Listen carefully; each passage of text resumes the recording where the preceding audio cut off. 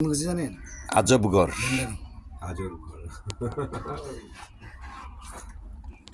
মাটি থেকে অনেক নিচে, সব সময় যেন ঠান্ডা থাকে সেভাবেই তৈরি হচ্ছে। ভাইয়া, এটা কি আপনি বানাচ্ছেন? এই যে আমার বড় ভাই বানাচ্ছে। জি জি, আমি বানাচ্ছি। আচ্ছা, এটা কেমন? ঘরটা কেমন? আসলে ঘরটা কি? হ্যাঁ, ঘরটা ঠান্ডা রাখার জন্য উপরে মাটি দেওয়া হয়েছে, হ্যাঁ, ছন দেওয়া হয়েছে, খুব ভালো আচ্ছা, থাকার জন্য। মানে পর্দাগুলো এইভাবে থাকবে, পর্দাগুলো এদিকে টানান দেওয়া হবে, আবার পর্দাগুলো এদিকে টানানো হবে। ভিতরে তো বুঝতেই পারবে না যে এটার ভিতরে এত কিছু আছে, মাটিও আছে, উলু মাটি, মানে খুব ভিন্ন রকম। এই দেখুন মাটির স্তর, সেখান থেকে নিচে নিচে নিচে নিচে নিচে নিচে, এরপরে এখানে কখনো গরম লাগবে না। আর এই জন্যই এটা হচ্ছে আজবগড়। উপরে একটা রং কালার হবে লাল কালার করে দিলে সুন্দর। ভাইয়া, এই বুদ্ধিটা আপনার মাথায় কিভাবে আসলো? জি, আমার বাচ্চা কাচ্চা নিয়ে থাকবো তো, এই জন্য আর কি, জাস্ট রুমটা কিভাবে ঠান্ডা থাকে, আচ্ছা, কিভাবে বাচ্চা কাচ্চা মানে গরম থেকে বাঁচতে পারে, এই জন্য ওই থেকে আল্লাহ তাআলা এই প্ল্যান দিয়ে দিয়েছে। খুব সুন্দর, খুব গর্ত সুন্দর। কইরা তারপরে এইভাবে মানে চালটা নিচে হইলেই রোদের তাপটা কম লাগবে। আচ্ছা আচ্ছা আচ্ছা আচ্ছা। তো আমাদের ফ্রেমের মধ্যে দেখতে পাচ্ছি এই মুহূর্তে আমাদের দিলদার ভাই। যে দিলদার ভাই আমাদের মাঝে নাই, কিন্তু আমাদের মাঝে যে বর্তমানে আছে সে হচ্ছে জুনিয়র দিলদার ভাই। তো দিলদার ভাই, হঠাৎ করে আপনি এখানে কি মনে করে? আরে ভাই, আছে তো অনেক কথা, কইতে পারলে লাগে মনে ব্যথা। আচ্ছা, এই যে আমি তো ভাবতাছি আখ গাছ আছে না, আখ বাংলা যেটা গ্যান্ডারি, খায়া ফেলাই তাড়াতাড়ি। আচ্ছা, এই তো গ্যান্ডারি গাছ দিয়া ঘর বানাইতেছি। পরে শুনলাম না, এটা গ্যান্ডারি না, গ্যান্ডারি চাও আচ্ছা, নল। কিন্তু এই বেটার কাছে ঘর বানানোর নতুন নতুন কল। আচ্ছা আচ্ছা আচ্ছা, ওনার কাছে আছে নতুন নতুন কল না? উনি মানে একটু ভিন্ন রকম নিয়ে আসলে সবসময় মনোবল। আচ্ছা এমন কাম করে দেখলে মনে হয় যে এটা একটা আজব একটা ফল।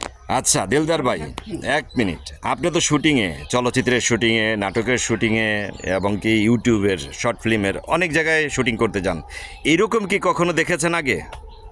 না, জীবন ওদিই নাই। শুধু এই দেশে কেন, বিদেশ ওদিই নাই। যে ইউটিউবে তো সব দেখা যায়। আমার মনে হয় না এরকম হয়েছে। আপনি বিশ্বাস করবেন কিনা জানি না।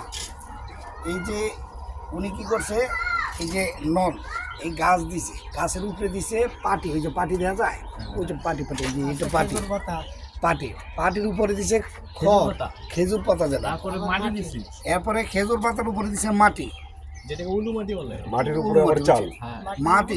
টিন। এখন দেখেন ওনার সমস্যাটা কি, মানে এই বৃষ্টি পড়লে এই মাটি গলে যাব, এই যে সন নষ্ট হয়ে যাইব, তাই এইগুলির উপর দিতেছে টিন, বুঝছেন?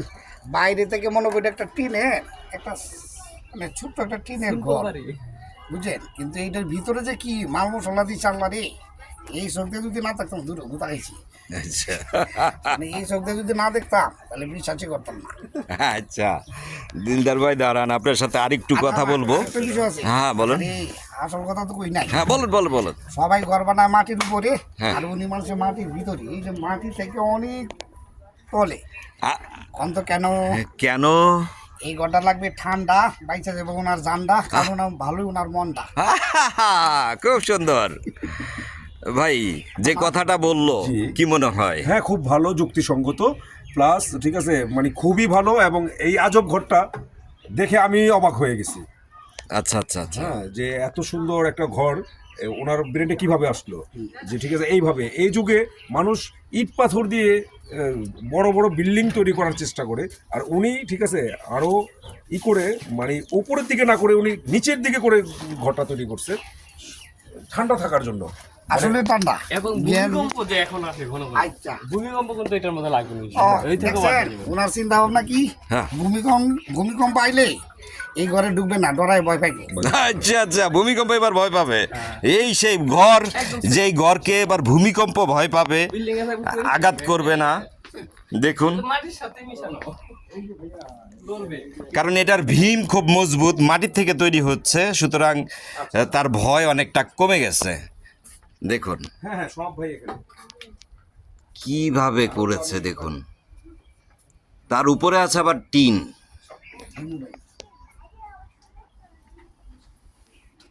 ভাই চলেন। হ্যাঁ, যাচ্ছি। তবে একটা কথা জিজ্ঞেস করি, আমি শুনতেছিলাম এই মুহূর্তে আপনি নাকি অনেক সিনেমাতে কাজ করছেন, মানে আপনি একজন চলচ্চিত্র অভিনেতা।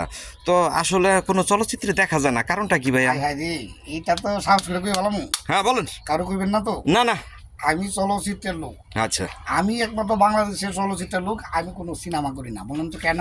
কেন? আমারে তো কেউ নেয় না।